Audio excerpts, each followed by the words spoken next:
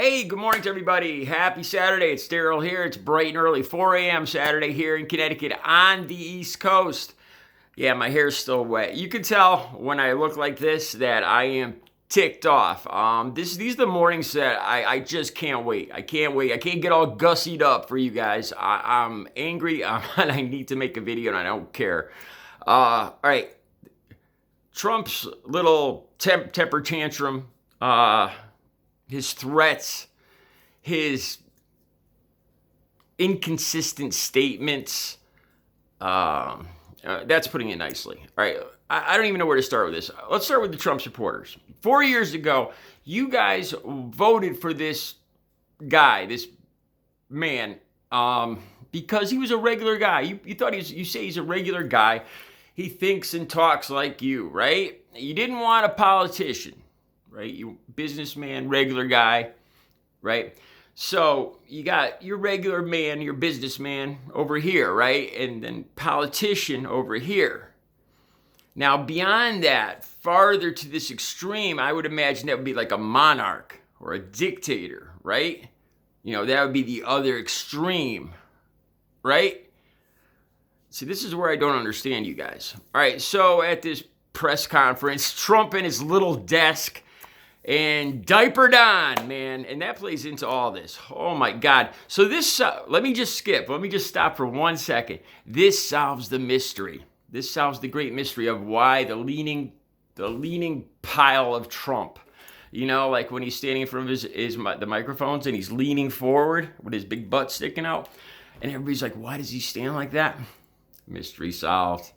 When you see Trump at his little desk during his temper tantrum the other day, you see this huge ass. Oh my God.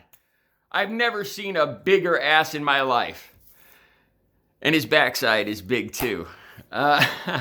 Anyway, so the mystery solved. He has to counterbalance that massive ass. And then by leaning forward, it's just simple physics. That solves the mystery, because a lot of people didn't know if he was coming down with some kind of symptoms of some disease where his balance was off. We were just concerned about him. But this solves the mystery. It's simple physics. All right, onward. So Trump, and where do I start here? He demands that you don't talk. You're a lightweight. You don't talk to the president like that. Well, tell you what, you only got 52 more days to worry about how people talk to you, and then you're out. But in all seriousness, he brings up Section 230. And this affects my channel, it affects you guys, it affects Twitter, it affects Facebook. This opens up these guys, YouTube, Twitter, Facebook, to being sued for what I say. This is third-party content. I create and publish this video. Trump wants to do away with this. In other words, I think it's called censorship. And this is the amazing thing, getting back to you Trump supporters, okay? Now, Trump rants and raves all over Facebook and Twitter that he gets picked on, that they censor his stuff, right? So he's complaining. I guess basically it's okay for him to say any kind of unfounded truths about voter suppression and or voter fraud and all this stuff. Whatever he says is fine, but God forbid. And I think this all popped up when the hashtags of Diaper Don started popping up, and it hurt his ego. And now he's demanding. I think he might have. I don't know if he actually signed off on this presidential order or whatever you call it, executive order for the social media stuff. Trump supporters, doesn't this look a little bit like monarch dictator territory? Probably not to you guys. I know, because to anybody that's so good at living in an alternate reality, I'm sure you guys can come up with some other excuse and spin this some other way. Okay, now Section 230 worries me enough. It's straight on censorship. It's basically whatever Don or other people, other politicians in the future don't like, they can sue for. They can call anything libel. It's clearly it's more than a step towards censorship and authoritarianism. It's there, man. Okay, I'm going to just get right to the point of this too. This is what really scares me, and I've had this uneasy feeling over the last 3 weeks, and I watch a lot of channels that make me feel better, like Bo the Fifth Column. He talks about he knows the Constitution way better than I do, and what's possible and what's not possible. And I watching his videos brings me a sense of calm. But this is the thing I really started, that kind of came into my mind, that I started to worrying about. And I'd love for him to do a video on this.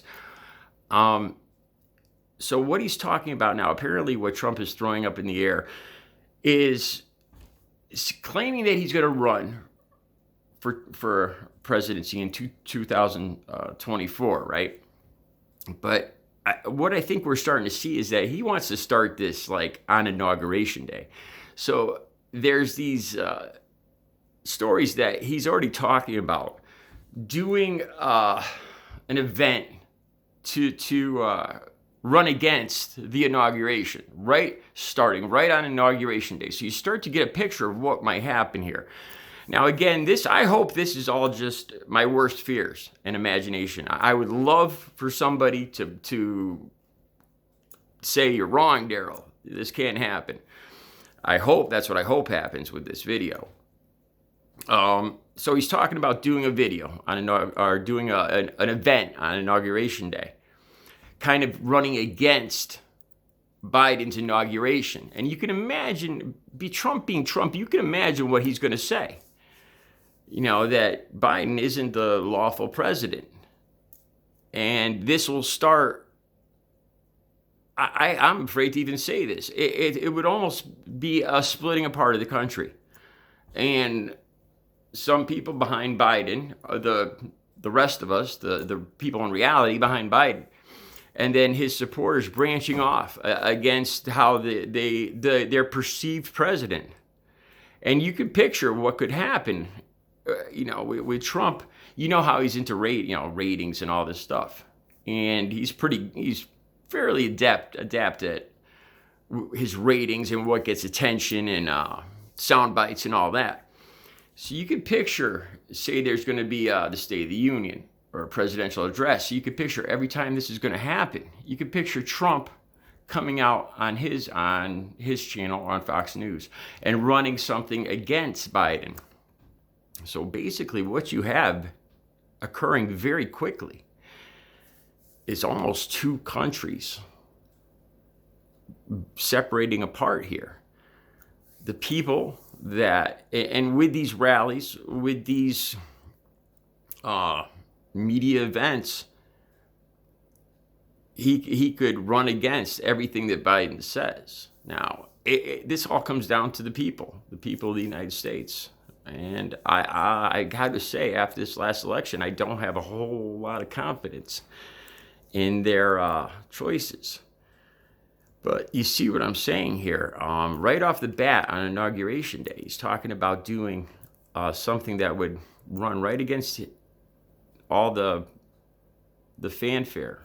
And then, can you imagine going on in the future with him doing these events or on TV or whatever, where he just keeps saying that he's the rightful leader of this country. And you could, and since he's then a private citizen and he's allowed to say his own opinions and his own thoughts, he's no longer the president. So how much can he be prosecuted? Obviously he can do that. He's freedom of speech. So you can see this freedom of speech with Trump veering off. And at the same time, he's talking about Section 230, where he wants to make it possible to prosecute media platforms like YouTube and Facebook and Twitter for saying anything against him.